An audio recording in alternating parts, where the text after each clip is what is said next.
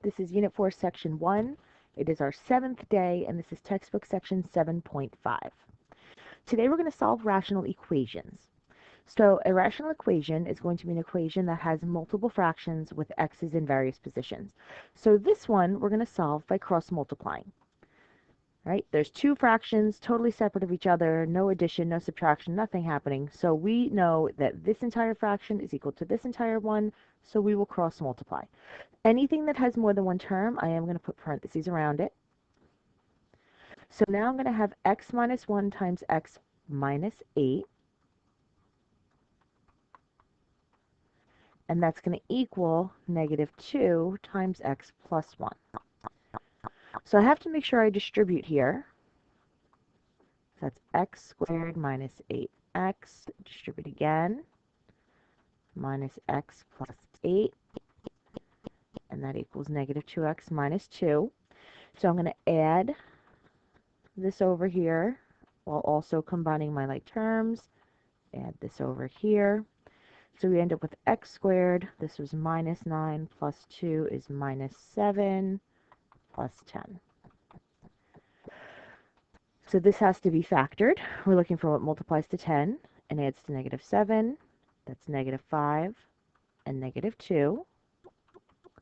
So x equals positive 5 and x equals positive 2. So here we have the phrase check your solutions. So we need to make sure that they're not going to make the fraction undefined. So here, 5 minus 1 is a 4, 5 plus 1 is 6, the bottoms are okay. 2 minus 1 is 1, 2 plus 1 is 3, the bottoms are okay. So both of these will be allowed.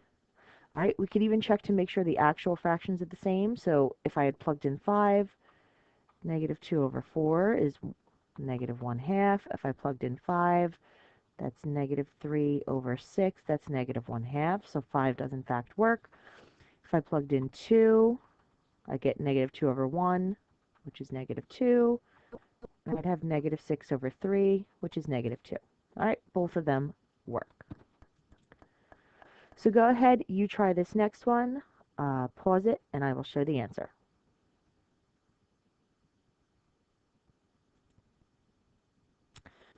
All right, so when we cross-multiplied, we ended up with 2x squared plus 5x equal 11x plus 8. I get that to my quadratic, 2x squared minus 6x minus 8 equals 0. There was a GCF of 2, so factoring that out, I was left with x squared minus 3x minus 4, which was able to easily factor, and we found x equals 4 and x equals negative 1. So if each part of our fraction has the same denominator, there's no need to cross-multiply. We can actually just focus on the numerators. And if there's more than two parts to it, I can't cross-multiply at all. But what I'm looking at here are three different fractions, and all three have the denominator of x plus 2. So this tells me right away that I know x cannot be negative 2. Based on all of the denominators, negative 2 would make them all 0. So that's something to keep in mind. X can't be negative 2. All right, so now I'm going to focus on just the numerators. So I have an equation up here. 3x plus 7 equals 22. So I'm going to subtract 7. So 3x is 15. Divide by 3, and I get x is 5. All right, I can go ahead and plug that in to check it. But really, as long as it's not negative 2, I think I'm okay. So you go ahead and try this one, pause it, and I'll show the answer.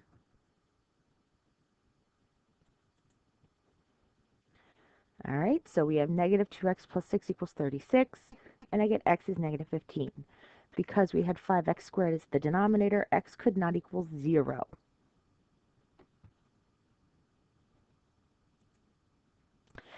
If our equation does not have the same denominator, we're going to find the least common denominator, and we're going to do that by factoring each of the denominators we have and looking for the parts that are in common and including the pieces that weren't matching, just like we did when we were simplifying and multiplying, dividing. And we're going to multiply each numerator by what that fraction is missing, right? Just like we did when we were adding and subtracting before. So here, I have an x I have a 4, and I have an x. So overall, there's a 4 and there's an x. So my least common denominator is going to be 4x. And based on this least common denominator, x can't be 0. Right? Right? 4x equals 0, x would be 0. So this first fraction, if I want to turn it into 4x, is missing 4.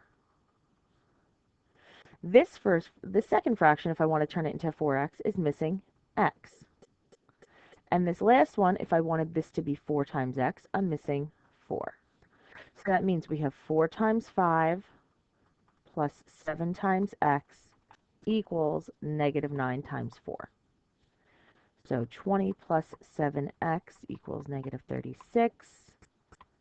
7x equals negative 56, and x is negative 8. All right, and we were just not allowed to have 0 in that one. Let's do another one. My denominators here are technically 1, x minus 5, and x. There was nothing in common at all, so the least common denominator will be their product. So x times x minus 5. I could show times 1, but it's not necessary because we know times 1 is invisible. So that means x can't be 0 based on this part, and x can't be 5 based on this part. But now looking at this, the first fraction is missing both parts. So the first number is going to get multiplied by x and by x minus 5. Then we have minus 8 times. I just have x minus 5 in this one. So looking here, I'm missing the x. So that's what we'll multiply it by. Equals 3 times. This one just had the x. It's missing the x minus 5. So that's times the x minus 5. So here we could ignore the 1. So this is x squared minus 5x minus 8x equals 3x minus 15, or 8 squared minus 13x equals 3x minus 15.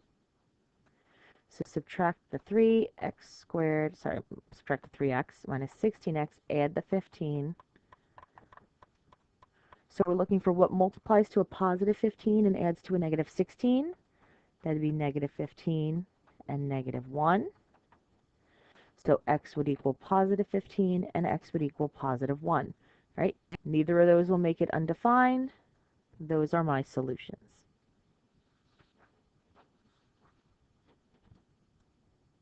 You go ahead and try this one, pause it, and I'll show the answer.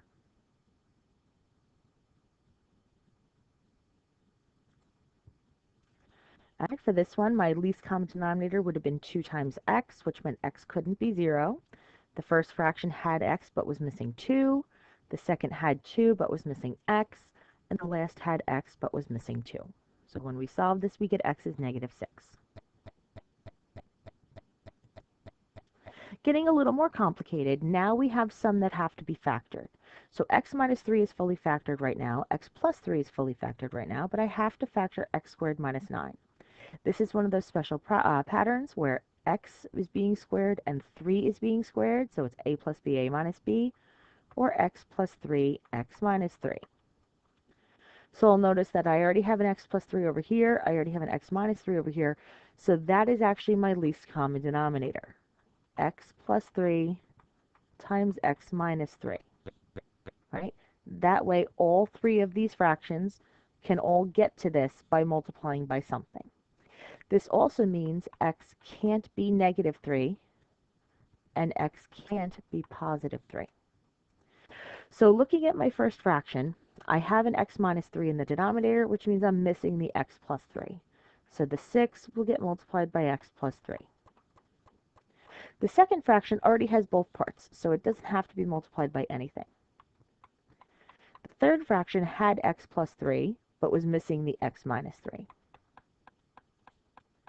So now we can go ahead and solve. We have 6x plus 18 equals 8x squared minus 4x squared minus 12x. So I'm going to move things this way.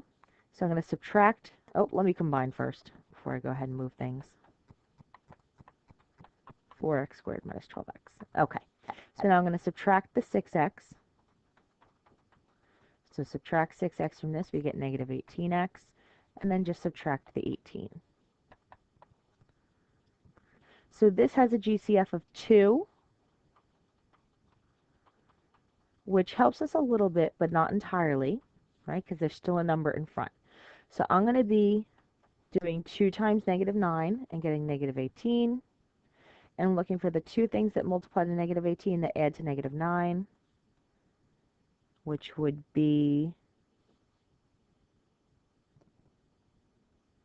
hold on, I think I did something wrong here. Pause for a second. I see it. This should be plus 12. This should be plus 12. So when I subtract the 6, this should be, oops, plus 6x minus 18. So this is plus 3x. Okay. So I'm looking for what multiplies to negative 18 and adds to positive 3. So that's 6 and negative 3. So 2x over 6, 2x over negative 3. This reduces to x plus 3. And this doesn't reduce, so it stays 2x minus 3. So setting x plus 3 equal to 0, I get x is negative 3. Setting 2x minus 3 equal to 0, I get x is 3 halves. Now, I already knew from the beginning x can't be negative 3, right? That made the denominator 0. So that's eliminated. So my only solution now is x equals 3 halves. All right, we'll do another one together. All right, lots of factor here. So this, I'm going to do x plus 3x minus 3. This, I'm multiplying to positive 9, adding to negative 6. That's negative 3 and negative 3. And this had x plus 3. So if I look at all of my denominators, I had 2 x minus 3's and a single one. So I know my LCD has to have at least 2 x minus 3's. And then I look through my other denominators and I see, is there anything that was there besides x minus 3? And yes, I also had an x plus 3 there. So my denominator is actually all 3 parts. X can't be 3 based on these, and x can't be negative 3 based on this. So the first fraction has a plus 3 and a minus 3, a plus 3 and a minus 3, so it's missing a minus 3. So this 4x will be multiplied by x minus 3. The second fraction has the 2x minus 3's, but is missing the x plus 3. So this x minus 1 on top is going to be multiplied by x plus 3. And this last one just has x plus 3. It's missing the 2x minus 3's, which I already know is this bit, so I could actually write it all out as that if I'd like to make my life slightly easier. Or I could write x minus 3 times x minus 3. So now let's start to simplify. Right, 4x squared minus 12x equals x squared plus 3x minus x minus 3 plus 2x squared. Now we're going to distribute minus 12x plus 18. A lot of combining to do before I start moving anything over. So we have an x squared and a 2x squared, so that's 3x squared. 3x minus x is 2x. 2x minus 12x is negative 10x. And negative 3 plus 18 is 15. So now I'm actually going to move them this way because that'll give me a positive x squared. So if I subtract 3x squared, I get x squared. Add 10x, I get negative 2x. And then subtract the 15. So we're looking for what multiplies to negative 15 and adds to negative 2. That's a negative 5 and a positive 3. So x is 5 and x is negative 3. But again, x couldn't be negative 3, so that's out. So x equals 5 is my solution.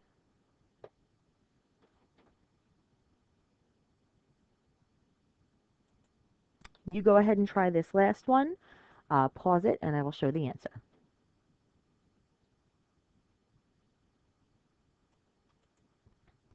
All right, so my least common denominator for this problem is x plus 2 times x minus 2. So x can't be 2 or negative 2. The first fraction didn't have x plus 2. The second fraction didn't have x minus 2, but the third fraction had everything, so it didn't have to get multiplied. we end up with a quadratic that I could take a 3 out of as a GCF. So then I have x squared plus 3x, x squared plus x minus 6 to factor. So that's plus 3 and minus 2. So my solutions are x equals negative 3 and x equals positive 2. But if you remember from above, x can't be 2. So x equals negative 3 is our solution.